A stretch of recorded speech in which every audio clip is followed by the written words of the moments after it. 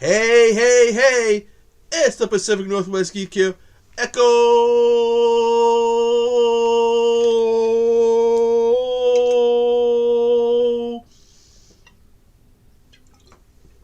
Oh, that goes on good and smooth.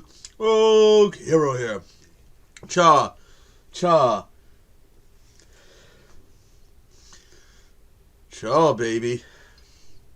Sorry about that. Had a few tech issues and stuff that I'll just edit in that beginning instead of refilming it.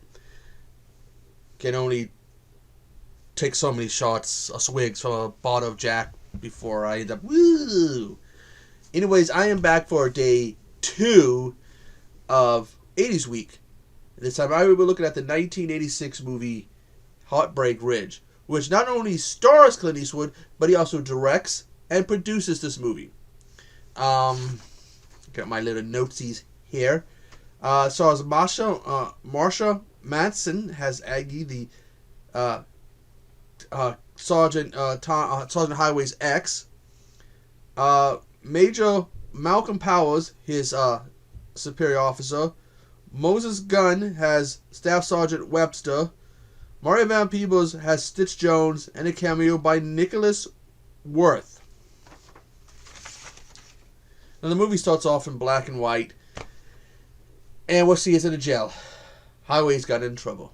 Apparently he got drunk and urinated in a cop car, and now he's got to go before a judge. Actually, before he goes there, he gets into a fight with another one of the people in the holding cell, played by Nicholas Worth, who basically is like, because he's Highway's talking to some kid, and Worth, the kid, was like, hey, if you're gonna pop the kid, if you're gonna do him, don't milk him, just do it. Which leads to a fight between the two, which Clint wins. It's not really as much as a fight as Clint just basically kicking some guy's ass. Anyways, Highway's just hit with a fine, and he goes on to find that he's being restationed, given a new station. He's going back to the boot camp, I believe, he went to. On the way there, he meets a wannabe rock star, Stitch Jones, who ends up stealing his money and something else. Anyways, after Highway gets there and he meets his CO, Major Malcolm Powers, who's a dick guy character. His performance, it's as McGill's performance has this character. Good job in it. Anyways, he goes to find out he's going to be put in charge of basically the losers, the ones that no one has any hope for. And while he's there meeting these guys, he hears a familiar voice. Stitch Jones, who basically he makes him give him back his money and rips off his earring. Oof. He goes on to find out that the local bar is bartended by his ex. Career's winding down. Been sent back to where it all started. Given a whole bunch of troublemakers that he's supposed to put him in shape, make him into soldier, make him into Marines. And his ex, who's got a new guy. The movie goes on, and he's trying to shape these guys into something. He does a thing with the shirt where they have to wear a matching shirt of whatever he's wearing, and they can't, they're having trouble, so they got to run around without their shirts. They go to do a training exercise with Major Malcolm Powers, who basically, he finds out that they've done this training exercise before, and Powers has it set up so that every time his men win, they succeed in the exercise and they lose. However, much to Powers' dislike, Highway's like, oh, hell no. His guys win. Oh, by the way, they do eventually figure out the shirt thing because Stitch Jones ends up taking him back to the bar where he finds out there's this older woman work there. She sets his shirts out. So using this knowledge, he's able to get them figure out to finally get the shirts match. Highway's able to turn these. So that's my phone. Highway's able to take and turn these guys into Marines. But he still has the problem of Powers, who is a dickhead. He even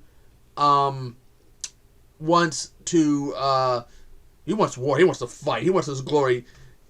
He wants what Highway has experienced. Highway has everything he wish he was, well, minus the drinking and getting in trouble with the law, but all the military and stuff he has, that's Highway.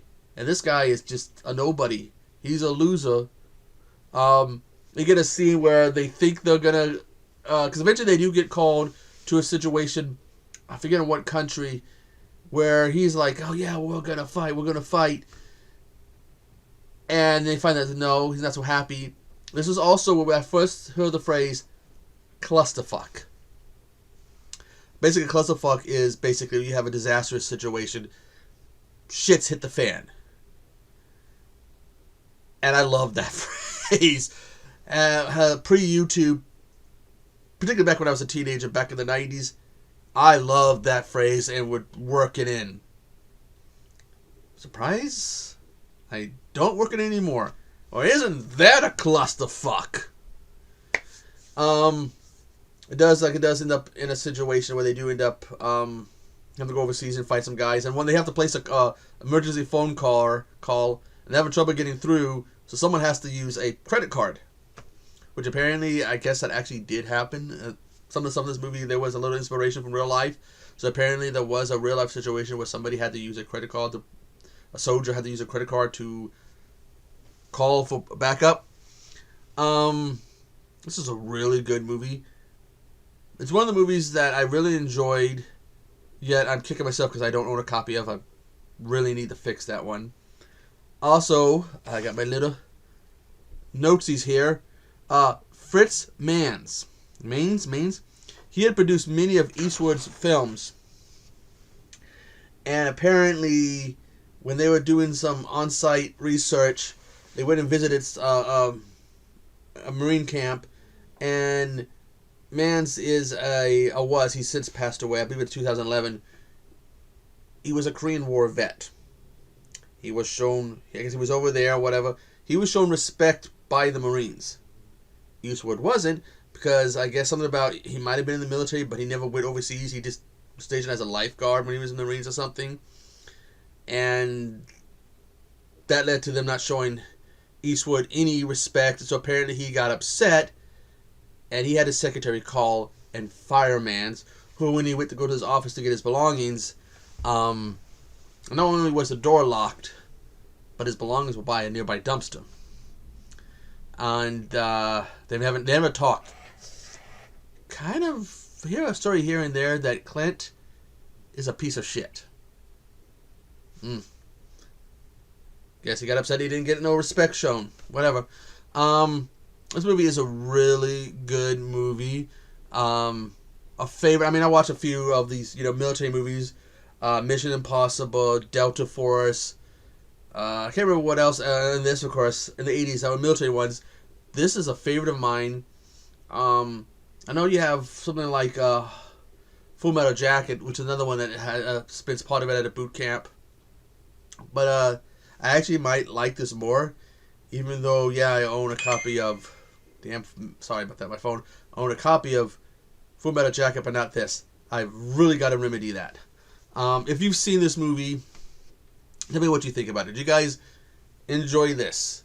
What other 80s non-horror military movies, because I'm pretty sure there were some horror military movies in the 80s, I can't think of any off the top of my head, but you guys like in the 80s?